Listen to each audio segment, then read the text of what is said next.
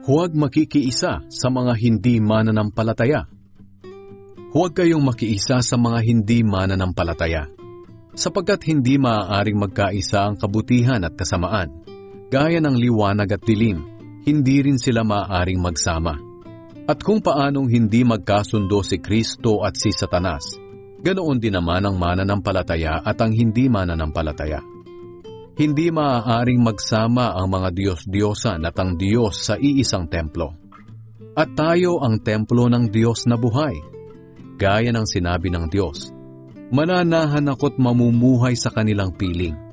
Ako'y magiging Diyos nila, at sila'y magiging mga taong sakop ko. Kaya lumayo kayo at humiwalay sa kanila. Layuan ninyo ang itinuring na marumi at tatanggapin ko kayo. At ako'y magiging ama ninyo, at kayo na may magiging mga anak ko. Ako ang Panginoong makapangyarihan, ang nagsasabi nito.